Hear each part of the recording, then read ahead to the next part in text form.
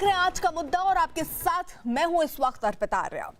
LAC पर जारी तनाव के बीच भारत चीन की घेराबंदी में जुटा है। सेना प्रमुख एमएम नरवणे आज लेह का दौरा करेंगे, जहां वो भारत और चीन के कोर कमांडरों की बातचीत की समीक्षा भी करेंगे। वहीं लद्दाख में भारतीय वायुसेना के लड़ाकू विमान पूरे इलाके पर नजर बनाए हुए हैं। भारतीय वायुसेना के लड़ाकू विमान लेह में आसमान से पूरे इलाके पर निगरानी रखते नजर आए हैं। एलएसी पर चीन से विवाद के बाद अब भारतीय वायुसेना लद्दाख के पूरे इलाके पर नजर बनाए हुए है। भारतीय वायुसेना के लड़ाकू विमान लेह में आसमान से पूरे इलाके पर निगरानी रखते नजर आए। तो भारतीय वायुसेना की निगरानी है, लेह में लड़ाकू विमान से ये निगरानी हो रही है, स्थिति पर नजर रखी गई है। और साथ ही साथ इस बीच सेना प्रमुख नरवणे भी लद्दाख पहुंचेंगे और वहां पर स्थिति का जायजा लेंगे और क्या स्थिति दिख रही है, क्योंकि कल कोर कमांडर बैठक भी हुई स्तर की और वहां ये तय हुआ कि तब तक भारत सुलह पर नहीं आता है जब तक चीन वापस फिंगर 4 छोड़कर फिंगर 8 पर लौटता नहीं है। तो भारत ने अपनी शर्त पूरी तरीके से स्पष्ट तौर पर रख दी गई है और भारत पूरी तरीके से तैयार भी है। भारतीय वायुसेना लगातार निगरानी भी कर रहे हैं आसमान से और इन सब के बीच सेना प्रमुख नरवणे भी पहुंचेंगे और स्थिति का जायजा वो खुद लेंगे।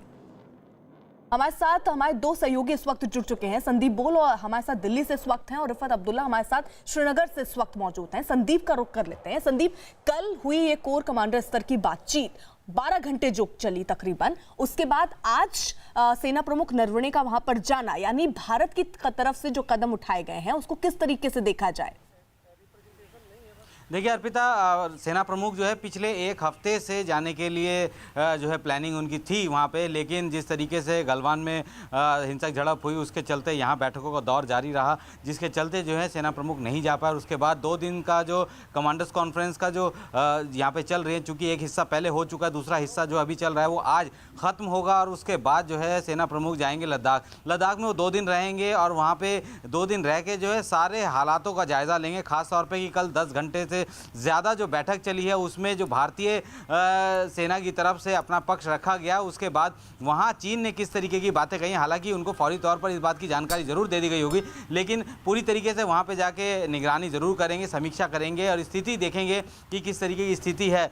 लगातार जो है भारतीय वायुसेना के एयरक्राफ्ट जो है फ्लाई कर रहे हैं, क्योंकि मैं बताना चाहूँगा कि लद्दाख में इकलौता एक ऐसा फुल फ्लैज एयरबेस है भारतीय वायुसेना के पास, वो लेह का एयरबेस, और वहाँ से जो है लगातार जो एक नॉर्मल रूटीन फ्लाइट भी जो है अब होती है एयरफोर्स की, और ये उसी का एक नतीजा है। हालांकि काफ़ी ऐसे इंपॉर्टेंट एसेट्स जो हैं उनको वहाँ पे तैनात किया गया है। हालांकि बॉर्डर के आसपास जो है महत्वपूर्ण एसेट तैनात नहीं किए थे, लेकिन हालातों को देखते हुए एसेट जो है वहाँ पे भेजे गए हैं। ठीक है संदीप, मैं आ रही हूँ। वहीं एलएसी पर जारी तनाव के बीच सेना प्रमुख एमएम नरवणे आज से 2 दिन के लद्दाख दौरे पर जा रहे हैं। सेना प्रमुख नरवणे जम्मू कश्मीर और लद्दाख में सुरक्षा और मौजूदा हालातों की समीक्षा करेंगे। नरवणे भारत और चीन के कोर कमांडरों की बातचीत की समीक्षा भी करेंगे।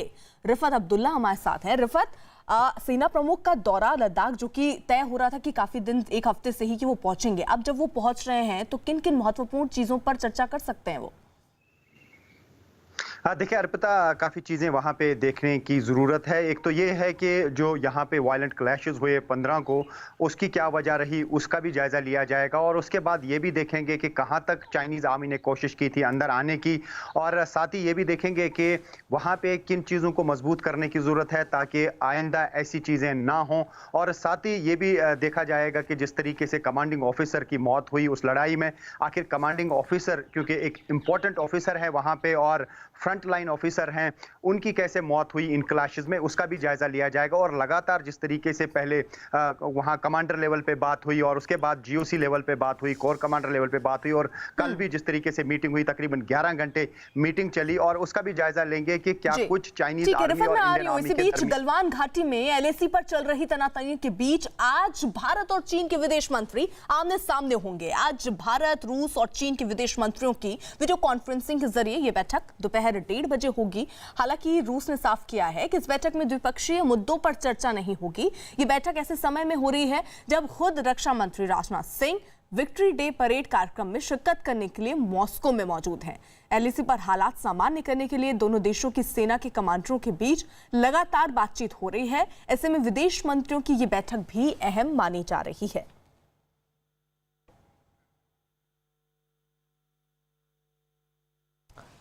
सीमा पर टकराव के बीच कल भारत और चीन के बीच कमांडर स्तर की बातचीत हुई। सूत्र ये बता रहे हैं कि बातचीत में भारत ने साफ कर दिया है कि चीन को एलएसी पर अप्रैल की स्थिति को बहाल करना ही होगा, यानी चीन की सेना को अप्रैल वाली स्थिति में जाना होगा। कल चीन के मोल्डो में दोनों देशों के अधिकारियों के बीच ये बैठक करीब 12 घंटे तक चली। बातचीत में भारत ने चीन को दो टूक कह दिया कि उसकी सेना को फिंगर 4 से वापस फिंगर 8 पर लौटना होगा। 15 जून को भारत और चीन की सेना के बीच हिंसक झड़प हुई थी, जिसमें भारतीय सेना के एक अधिकारी समेत 20 जवान शहीद हुए थे।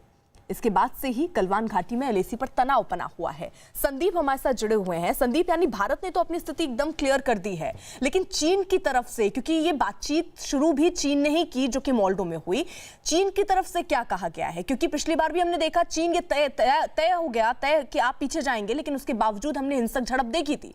चीन का रुख क्या रहा कल की बैठक के बाद?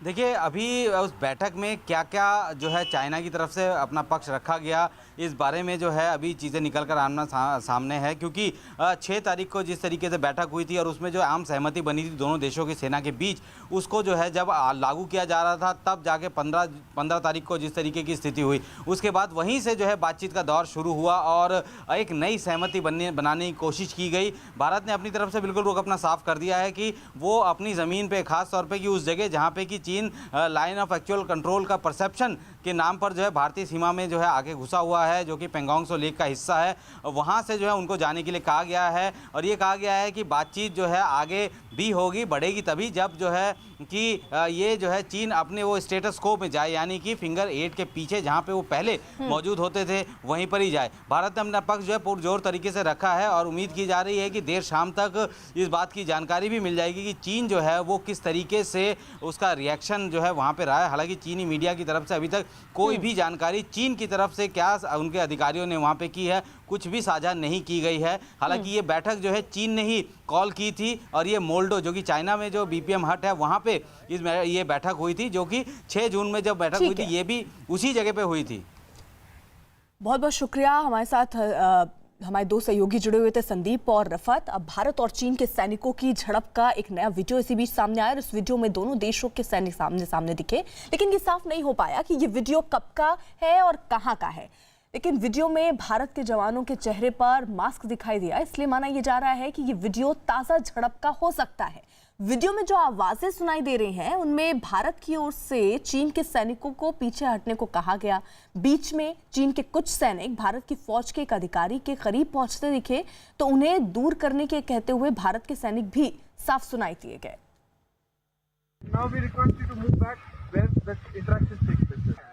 इसको दूर रख, सांप से दूर, सांप से दूर, नहीं सांप से दूर।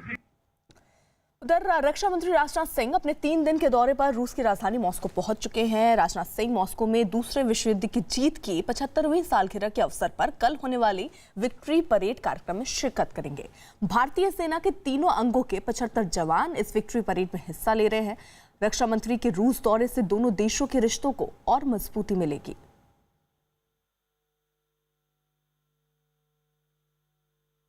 उधर उत्तराखंड के पिथौरागढ़ में नेपाली एफएम पर भारत विरोधी गाने बजने से लोगों में गुस्सा है।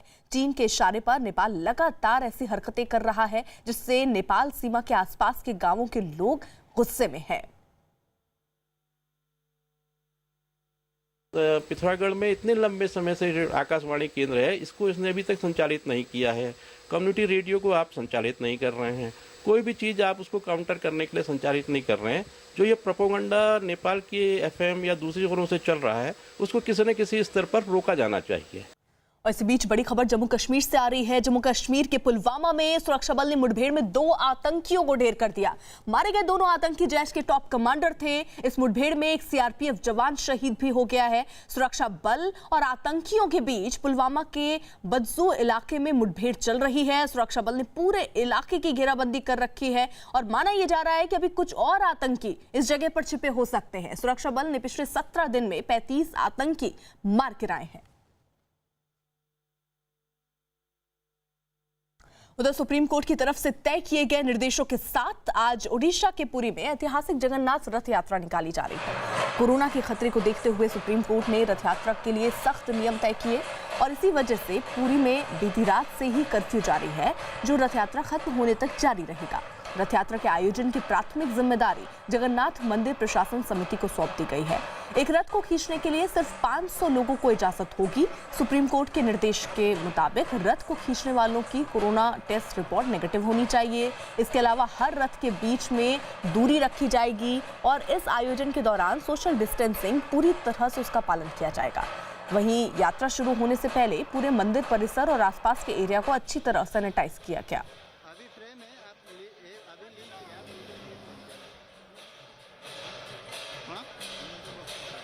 हमारे साथ इस वक्त 2 सहयोगी जुड़ चुके हैं। अक्षय मिश्रा पुरी से इस वक्त हमारे साथ लाइव हैं और जनक दवे अहमदाबाद से हमारे साथ हैं। सबसे पहले अक्षय का रुख कर लेते हैं। अक्षय, फिलहाल वहां पर क्या तस्वीर, रथ यात्रा की शुरुआत हो चुकी है?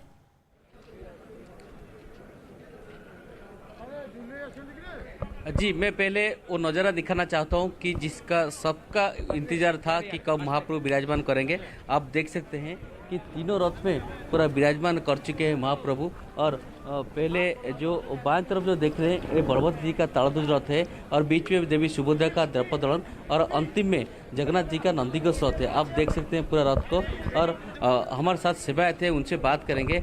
जिस तरह का सुप्रीम कोर्ट का गाइडलाइन था, आप डिस्टेंस पे रह के नीतिकांति करेंगे, तो कैसा बताते हैं? सुनिए, जो वो सुप्रीम कोर्ट का जो गाइडलाइन है, केंद्र सरकार राज्य सरकार का जो गाइडलाइन है, इसको मानकर सब सेवायत ने महाप्रभु को सेवा किया है। अभी तीन भगवान पौंड होकर महाप्रभु रथ के पर विराजमान हो गया।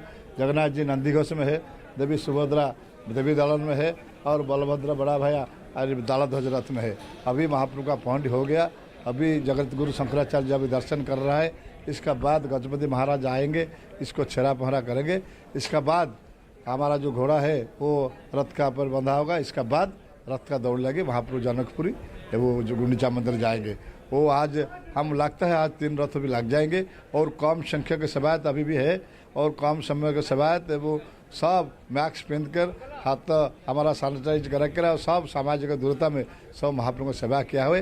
वो सब जितना जगन्नाथ भक्त है अभी सब टीवी में देखता है, अभी महाप्रभु का कृपा लाभ करते हैं। जिस तरह देखते हैं कि अभी रथ का खिंचाई किया जाएगा थोड़ी देर के बाद। और हमारे साथ भी आप देख सकते हैं तीनों रथ भी है। तो हमें आशा करते हैं जो भी भक्त लोग हैं महाप्रभु को टीवी के जरिए ये रथ यात्रा का लुत्फ उठाए और महाप्रभु का दर्शन कीजिए। ठीक है अक्षय, मैं आ रही हूँ दूसरी तरफ अहमदाबाद की भी तस्वीर, जहां पर पिछले 142 सालों से चली आ रही प्रसिद्ध जगन्नाथ रथ यात्रा इस बार नहीं होगी। गुजरात हाईकोर्ट ने कोरोना के संक्रमण के खतरे को देखते हुए रथ यात्रा की इजाजत देने से इनकार कर दिया है। अभी तक मिली जानकारी के मुताबिक सुनवाई के दौरान राज्य सरकार के रुख बदलने पर भी कोर्ट ने नाराजगी जताई और रथ यात्रा के आयोजन को रद्द करने के निर्देश दिए गए। साथ ही रथ यात्रा के आयोजन से जुड़ी सभी याचिकाओं को खारिज कर दिया। हाईकोर्ट के आदेश के बाद इस बार रथ मंदिर के भीतर ही रहेंगे।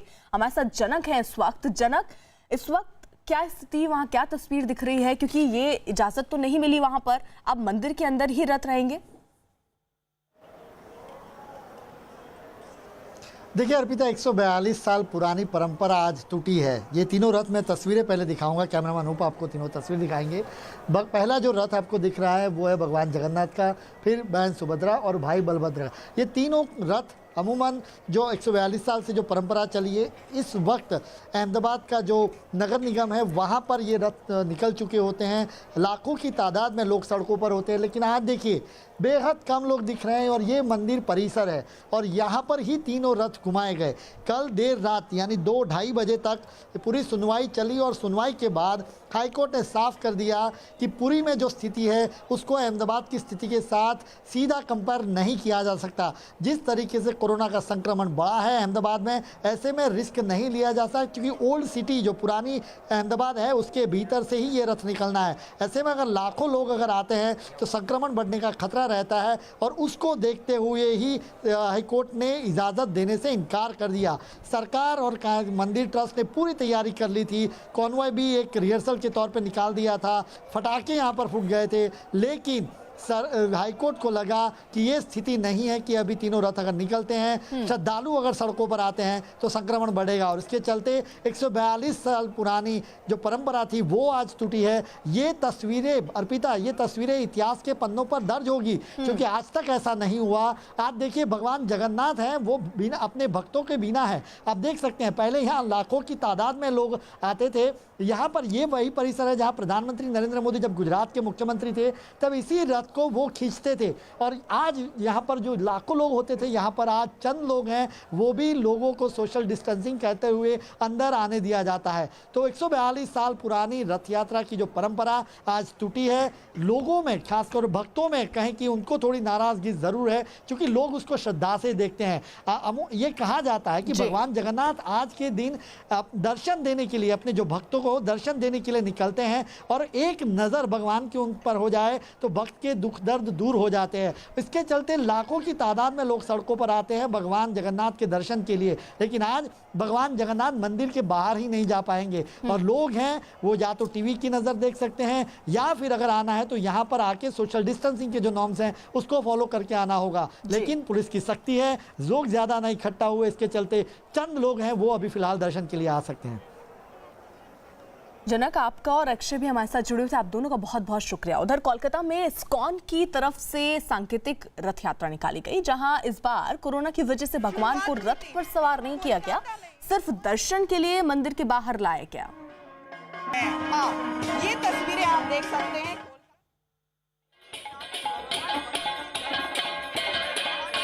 ऐसा संयोग 5130 साल के बाद बना है, जब सूर्य ग्रहण के 2 दिन के बाद रथ यात्रा हुई है। माना जाता है कि पहली रथ यात्रा जो कि कुरुक्षेत्र में एक सूर्य ग्रहण को देखने के लिए भगवान श्री कृष्ण अपने बड़े भाई और बहन के साथ पहुंचे थे, और वहां पर ही पहली बार जो वृंदावन के वासी थे उनको अपने साथ रथ में सवार करके ले गए थे, जिसके बाद यात्रा की शुरुआत हुई थी। कोलकाता में इस्कॉन की तरफ से रथ यात्रा निकाली गई है, जहां पर आप देख सकते हैं कि भगवान इस बार मंदिर के बाहर सिर्फ सड़क तक ही निकले हैं, रथ पर सवार नहीं हो सके हैं। पहली बार है जब रथ यात्रा के दिन भगवान जगन्नाथ अपने भक्तों से नहीं मिल रहे हैं। ये तस्वीरें आप देख सकते हैं कोलकाता के रथ यात्रा की। इस्कॉन की तरफ से ये रथ यात्रा हर साल निकाली जाती है, करीब 49 साल हो चुके हैं, और लेकिन इस बार रथ यात्रा तो निकली है जहाँ पर भगवान मंदिर के गर्भगृह से निकलकर बाहर सड़क पर आए हैं, लेकिन वापस भगवान की मूर्तियों को अंदर मंदिर में ले जाकर के रख दिया जाएगा। मंदिर के एक दूसरे हिस्से में मूर्तियों को रखा जाएगा, न कि भगवान रथ पर सवार होकर के इस बार निकलेंगे। सांकेतिक रथ यात्रा इसे कहा जा सकता है, जो कि यहाँ पर कोलकाता में इस्कॉन के द्वारा निकाली गई है। रथ यात्रा के नियम कई होते हैं, उनमें से एक हम आपको दिखाते हैं। सबसे पहले आप देख सकते हैं भगवान जगन्नाथ के बगल में जो एक स्तंभ दिखाई दे रहा है, वो भगवान की तरफ से उनका जो सबसे सुदर्शन चक्र है, जो उनका जो है हथियार कहा जाता है। सबसे पहले रथ यात्रा के दिन ये सुदर्शन चक्र मंदिर के बाहर निकलते हैं, रथों का निरीक्षण करते हैं, सुरक्षा की व्यवस्था देखते हैं। ये माना जाता है कि सांकेतिक तौर पर ये जो जाकर के वापस भगवान को बताते हैं कि सुरक्षा के लिहाज से सब कुछ ठीक है और आप रथ की ओर रवाना हो सकते हैं, उसके बाद ही भगवान बाहर निकलते हैं। आज भी ऐसा ही हुआ, सबसे पहले सुदर्शन चक्र जो है उनको बाहर लाया गया, और उसके बाद जो है भगवान जगन्नाथ अपने भाई और बहन सुभद्रा जी और बलराम के साथ आए यहाँ पर, और भगवान को यहाँ पर आप देख सकते हैं कोलकाता में जो यहाँ पर पुजारी हैं, इस्कॉन के ब्रह्मचारी हैं, उन्होंने ही अपने हाथों में उठाकर रखा है। इस बार रथ यात्रा नहीं, भगवान को इसी तरह से ये सांकेतिक रथ यात्रा में जो है वो शामिल हुए हैं। वहीं अब ये आपके सामने 5 तस्वीरें जहां पर जगन्नाथ के दर्शन आप कर पाएंगे टीवी स्क्रीन पर पुजारियों की। हालांकि वहां पर भीड़ है, कुछ शर्तों के साथ ही इजाजत मिली है पुरी में, और वहीं आम लोगों को मनाही दी गई है। सैनिटाइजेशन का काम भी रथ यात्रा के शुरू होने से पहले वहां पर किया गया और ये भी कहा गया कि 500 से ज्यादा लोग एक रथ को नहीं खींचेंगे और इन 500 लोगों का कोरोना टेस्ट भी होगा और जब नेगेटिव आएगा तो ही ये रथ को खींच सकेंगे। साथ ही साथ सोशल डिस्टेंसिंग का पालन भी करना जरूरी होगा। उधर पेट्रोल और डीजल के दाम में 17वें दिन लगातार बढ़ोतरी हुई है। दिल्ली में पेट्रोल के दाम 20 पैसे प्रति लीटर बढ़े, जिसके बाद दाम 79 रुपए 76 पैसे प्रति लीटर हो गए। दिल्ली में डीजल की कीमत 55 पैसे प्रति लीटर बढ़ा दी गई, जिसके बाद दाम 79 रुपए 40 पैसे प्रति लीटर हो गए। बहुत पड़ रहा है। आप समझ लीजिए कि ऑफिस आना जाना है, मेरा गाजियाबाद से गुड़गांव आना जाना है डेली का, और सैलरी भी कट हो ही रही है कहीं ना कहीं, और इसका फ़र्क तो पड़ता ही है। चाहे आप आम आदमी में ले लो, चाहे अमीर गरीब की कोई फ़र्क नहीं पड़ता है। तो पेट्रोल है, पैसे तो लगते ही हैं। पेट्रोल अब डीजल के बराबर हो गया तो दिक्कत तो आ रही है। हर दिन अप डाउन करना पड़ता है, ऊपर नीचे, और क्या बोलते हैं, अप डाउन करने पे अब मेरे को ऐसा लग भी रहा है कि आजकल ज़्यादा पेट्रोल भराना पड़ रहा है। कल परसों ही भराया था, फिर से आज भराना पड़ गया। उधर झारखंड के पलामू में दूल्हा और दुल्हन की कार बाढ़ के पानी में बह गई। कार करीब आधा किलोमीटर तक बहती चली गई, लेकिन इस बीच किसी तरह गांव के लोगों की नजर कार पर पड़ गई, जिसके बाद वहां लोग जमा हो गए और दूल्हा दुल्हन को बचाने की कोशिश शुरू हो गई। गांव वालों ने रस्सी की मदद से दूल्हा दुल्हन और कार ड्राइवर को सही सलामत बचा लिया। हादसा रविवार का बताया जा रहा है, जिसका वीडियो सोशल मीडिया पर अब वायरल हो रहा है।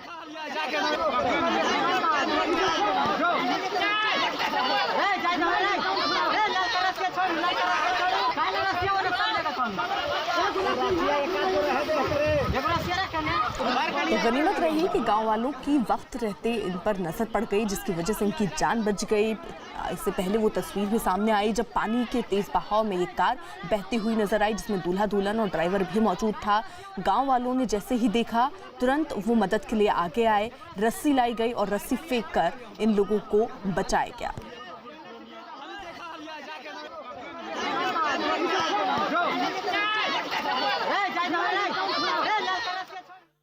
उधर मध्य प्रदेश के सिंगरौली में नदी के तेज बहाव के बीच 4 बच्चे फंस गए। चारों बच्चे नदी की धार के बीच करीब 5 घंटे तक फंसे रहे, जिसकी खबर मिलने के बाद प्रशासन की टीम वहां पहुंची और बच्चों को पानी के बीच से निकालने की कोशिश शुरू की गई। रस्सी की मदद से प्रशासन की टीम ने काफी मशक्कत के बाद बच्चों को नदी से बाहर निकाला। बताया गया सभी मछली पकड़ने के चक्कर में नदी के बीच पहुंचे थे। तो ये जो 4 बच्चे मछली पकड़ने के लिए बताया जा रहा है कि वहां पहुंचे, लेकिन उनको अंदाजा नहीं था किस तरीके से पानी का स्तर बढ़ेगा और तेज बहाव से स्थिति बन जाएगी, जिसमें ये फंसते नजर आए। उसके बाद हालांकि जो आसपास के लोग थे उन्होंने आगे बढ़कर इनकी मदद की। बच्चे थे ईशु, प्रिंस, अशोक और नवनीत। ये लगभग 10 साल से कम उम्र के हैं। ये मछली पकड़ने गए थे, जो रोज़ाना की तरह ये जाते थे मछली पकड़ने। तो उसी कारण से अचानक बाढ़ आ गई, जिसमें ये फंस गए थे। तो हमारी पुलिस की तत्काल पुलिस मौके पर आई, SDRF की टीम आई और लोकल स्थानीय ग्रामीणों की मदद से इनको रेस्क्यू करके निकाला गया। अभी सब बच्चे ठीक हैं, अच्छे स्थिति में हैं। उधर मुंबई के मानखुर्द इलाके में गोदाम में भीषण आग लग गई। आग बुझाने के लिए दमकल की 8 गाड़ियां मौके पर पहुंच गईं। दमकल के मुताबिक आग में अभी तक किसी के हताहत होने की खबर सामने नहीं आई। मुंबई के मानखुर्द के मंडला इलाके में गोदामों में आग लग गई है और ये तस्वीर देखिए मेरे जहां मैं मौजूद हूं इस वक्त स्पॉट पर। और ये तस्वीर इसलिए क्योंकि मंडला का जो इलाका है खास तौर पर ये जहां पर आग लगी है ये स्क्रैप्स के गोदाम हैं। फायर ब्रिगेड के मुताबिक जो जानकारी मिल रही है उसके मुताबिक 15,000 स्क्वायर फीट में करीब 5 गोदाम है छोटे छोटे, जहां पर ये आग लगी है और सभी गोदाम आसपास हैं। और इसलिए क्योंकि स्क्रैप्स के गोदाम हैं और साथ ही साथ ऑयल ड्रम्स जो है उसमें भी आग लगने की खबर मिल रही है फायर ब्रिगेड की तरफ से। लगातार ये कोशिश जो है जारी है कि आग पर काबू पाया जा सके, क्योंकि आसपास झोपड़पट्टियों का इलाका है। यहाँ पे देखिए तमाम झोपड़पट्टियां हैं जहां पर लोग रहते हैं और ऐसे में फायर ब्रिगेड की कोशिश यही है कि जो आग लगी है, करीब सुबह 6 बजे के आसपास आग लगी है, उसे जो है बुझाने की कोशिश लगातार जारी है। फायर ब्रिगेड की 16 गाड़ियां इस वक्त मौके पर मौजूद हैं। लगातार ये कोशिश की जा रही है कि जो आग लगी है उस पर काबू पाया जाए, लेकिन जिस तरह से स्क्रैप्स का गोदाम है और स्क्रैप्स के होने की वजह से आग लगातार बढ़ती जा रही है और साथ ही साथ तेज हवाएं जो है वो लगातार चल रही है, जो आग को बढ़ने में मदद कर रही हैं। आप धुएं से अंदाजा लगा सकते हैं कि आखिर आग कितनी बड़ी और कितने बड़े हिस्से को उसने अपने आगोश में लिया हुआ है। वहीं राहुल गांधी ने भारत चीन सीमा विवाद पर एक बार फिर से निशाना साधा। एलएसी पर तनाव पर राहुल गांधी ने सवाल पूछा। राहुल ने पूछा कि क्या चीन ने भारतीय जमीन पर कब्जा कर लिया है। राहुल ने यह भी कहा कि चीनी आक्रमण के खिलाफ हम एकजुट खड़े हैं। राहुल गांधी ने दरअसल ट्वीट किया और लिखा कि चीनी आक्रमण के खिलाफ हम एकजुट खड़े हैं। क्या भारतीय जमीन पर चीन ने कब्जा कर लिया है?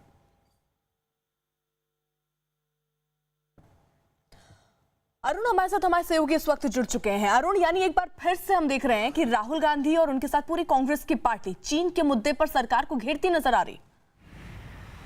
देखिए, जो उन्होंने ट्विटर पर लिखा था उसको आपने भी पढ़ा, लेकिन जो तस्वीर ट्वीट की थी उसके सांकेतिक कई असर हैं और उसके कई सवाल हैं।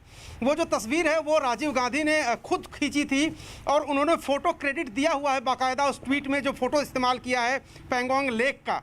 तो राहुल गांधी ये सवाल उठाना चाहते हैं कि राजीव गांधी ने वहाँ तक जाकर के तस्वीर खींची थी, क्या आज भी पैंगोंग लेक जो है वो हमारे ही कब्जे में है? क्या आज भी वहाँ पर कोई जाके तस्वीर खींच सकता है? क्या जो चीन की सेना है जिसके फिंगर 4 तक आने की बात कही जा रही है, जो बीच का इलाका था जहां हिंदुस्तान पेट्रोलिंग करता था, वो क्या अभी भी हिंदुस्तान के कब्जे में है? हिंदुस्तान पेट्रोलिंग वहां कर सकता है या वहां चीन की सेना आ चुकी है? इस तरह के कई सवाल पूछे हैं उन्होंने और कांग्रेस वर्किंग कमेटी की जो बैठक है 11 बजे, उसमें भी इस पर चर्चा होने वाली है। जी, उस बीच चीन के मुद्दे पर बीजेपी अध्यक्ष जेपी नड्डा ने एक बार फिर कांग्रेस पर पलटवार किया। अपने ट्वीट में जेपी नड्डा ने कांग्रेस को अपने ही गिरेबान में झांकने की नसीहत देते हुए कहा कि ऐसे नाजुक मौके पर राहुल गांधी को सियासत नहीं करनी चाहिए। अपने ट्वीट में उन्होंने लिखा कि पहले कांग्रेस ने चीनी कम्युनिस्ट पार्टी के साथ समझौता किया, उसके बाद कांग्रेस ने ही हथियार डालकर चीन को भारत की जमीन हथियाने दी। उसके बाद डोकलाम के समय राहुल गांधी चुपके से चीन के दूतावास जाते हैं और अब जब मुश्किल वक्त आया है तब राहुल गांधी देश को बांटने और सेना का मनोबल गिराने का काम कर रहे हैं। अरुण, यानी अब वार और आरोप और प्रत्यारोप का दौर भी शुरू हो गया है, जहां एक तरफ राहुल गांधी ट्वीट के माध्यम से घेर रहे हैं तो जेपी नड्डा भी जवाब देते नजर आ रहे हैं ट्विटर के माध्यम से। देखिए, निश्चित रूप से राहुल गांधी चूंकि विपक्ष की तरफ से एकमात्र आवाज अगर हम कहें तो बहुत ज्यादा आवाजें विपक्ष की तरफ से आई नहीं है। राहुल गांधी लगातार हमलावर हैं और बहुत ही आक्रामक मूड में हैं। आप समाजवादी पार्टी की बात करिए, आप बीएसपी की बात करिए, आप जगन मोहन रेड्डी की बात करिए, और जो दल हैं वो लगभग सरकार की जो राय है, सरकार का जो स्टेटमेंट है, सरकार जो मानती है उसके साथ खड़े हैं। कुछ ही दल ऐसे हैं, क्षेत्रीय दल, खास तौर से जो राष्ट्रीय दल प्रमुख दल है वो कांग्रेस ही है और राहुल गांधी उसमें से मोर्चा संभाले हुए हैं। हालांकि मनमोहन सिंह भी साथ आए और जाहिर सी बात है कि बीजेपी की तरफ से उनका आक्रामकता से जवाब भी दिया जा रहा है। और पिछले 2 दिनों से कल अगर आप देखिए तो जेपी नड्डा ने ट्वीट किया, बीजेपी के ज्यादा प्रवक्ताओं ने टीवी पर इस पर इंटरव्यू नहीं दिए क्योंकि वो चाहते थे कि जगत प्रकाश नड्डा जो कह रहे हैं, राहुल गांधी का जो जवाब दे रहे हैं वो अच्छे तरीके से जाए और उनको जवाब दिया जाए। आज भी फिर जेपी नड्डा ने, जो बीजेपी के अध्यक्ष हैं, उन्होंने सीधे कमान संभाली और जवाब दिया है। तो एक तरह से टॉप ऑर्डर से जो संगठन है उसके टॉप लीडरशिप की तरफ से बीजेपी की राहुल गांधी को जवाब दिया जा रहा है। अरुण, बहुत बहुत शुक्रिया आपका तमाम जानकारी के लिए। इस बीच पश्चिम बंगाल के दक्षिण 24 परगना में अम्फन तूफान से हुई तबाही के बाद मुआवजा नहीं मिलने से नाराज लोगों का गुस्सा बीडीओ दफ्तर पर फूटा। लोगों ने दफ्तर में जमकर तोड़फोड़ की और गेट को भी तोड़ने की कोशिश की। ये तस्वीरें दक्षिण 24 परगना के अंजंत्य नगर ग्राम पंचायत की है, जहां पर राहत सामग्री के लिए बड़ी संख्या में लोग जुटे और लोगों का आरोप है कि भ्रष्टाचार की वजह से उन्हें मुआवजा नहीं मिला। लोगों ने न सिर्फ दफ्तर में तोड़फोड़ की बल्कि राहत सामग्री भी लूट ली।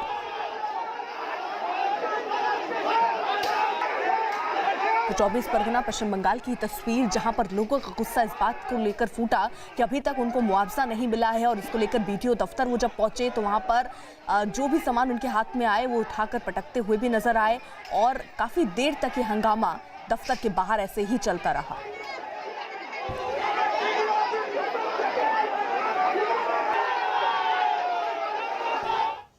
उधर मध्य मध्य प्रदेश के गुना में सड़क का एक हिस्सा धंस गया। सड़क के साथ सुरक्षा के लिए बनाई गई दीवार भी ढह गई। बताया जा रहा है कि वहां पर सड़क बनाते वक्त नाली नहीं बनाई गई थी, जिसके बाद सड़क के साथ सटे प्लॉट के मालिक ने मलबा हटाया तो सड़क का एक हिस्सा ही धंस गया और खाई में तब्दील हो गया। तो मध्य प्रदेश की तस्वीर आप देख रहे हैं, जहां पर सड़क जो है वो किस तरीके से धंस गई है। ये बताया जा रहा है कि सड़क का एक हिस्सा धंस गया, सड़क के साथ सुरक्षा के लिए बनाई गई दीवार भी ढह गई है।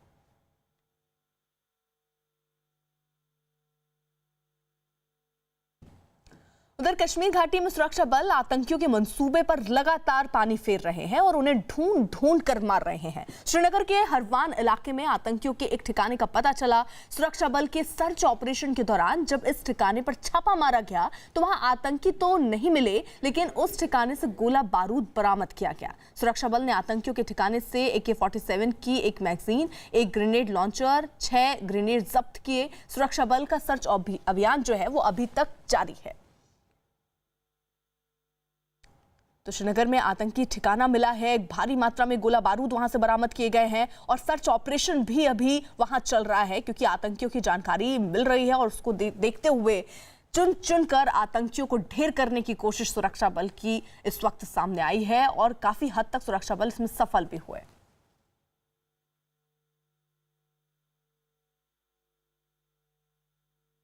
उधर बिहार के दानापुर में एक हत्या के बाद बवाल होने की खबर आ रही है। यहाँ एक भोजपुरी सिंगर को घर बुलाकर उसकी हत्या कर दी गई। ये बात जब उस सिंगर के घर वालों को पता चली तो घर वालों ने गांव वालों के साथ मिलकर नेशनल हाईवे जाम कर दिया। लेकिन जब पुलिस इस जाम को हटवाने पहुंची तो गुस्साए लोगों ने पुलिस को भी खदेड़ दिया। रोड पर जाम लगाने से गाड़ियों की लंबी कतार नजर आई। बताया जा रहा है कि भोजपुरी सिंगर को 10 दिन पहले गांव के ही रहने वाले एक शख्स ने अपने दोस्त के साथ मिलकर जान से मारने की धमकी दी थी। वारदात के बाद से ही आरोपी लापता है और पुलिस ने कोई कार्रवाई नहीं की, जिससे नाराज होकर गाँव के लोगों ने सड़क जाम कर दिया। पानी है, पानी मारो। और इस बीच बड़ी खबर, पिछले 24 घंटे में कोरोना के 14,933 नए मामले सामने आए हैं। तो वहीं 24 घंटे में 312 लोगों की मौत हो चुकी है। देश में कोरोना के मरीज बढ़कर इसी के साथ 4,40,215 हो गए, जबकि देश भर में कुल मौतों का आंकड़ा बढ़कर 14,000 से ऊपर हो गया है। तो अगर हम स्थिति को देखें, पिछले 24 घंटे में करीब 15,000 केस सामने आए हैं और उसके साथ ही साथ मौत का जो आंकड़ा है वो अब 300 के आंकड़े को पार कर गया है। और एक अच्छी बात जरूर है कि रिकवरी रेट जो है वो बढ़ रही है और अब 56% तक ये रिकवरी रेट पहुंच गई है, जिससे थोड़ी सी उम्मीद और बांधी जा सकती है। लेकिन जो केसेस बढ़ रहे हैं, क्योंकि बताया जा रहा था कि जैसे जैसे अभी वक्त बीतेगा केस बढ़ेंगे, उसी के हिसाब से एक दिन में करीब 15,000 मरीज सामने आए हैं और इसी के साथ कुल आंकड़ा जो है वो 4,40,215 हो गया है, जबकि देश भर में कुल मौत का जो आंकड़ा है वो भी बढ़ गया और वो 14,000 के आंकड़े को पार कर गया है।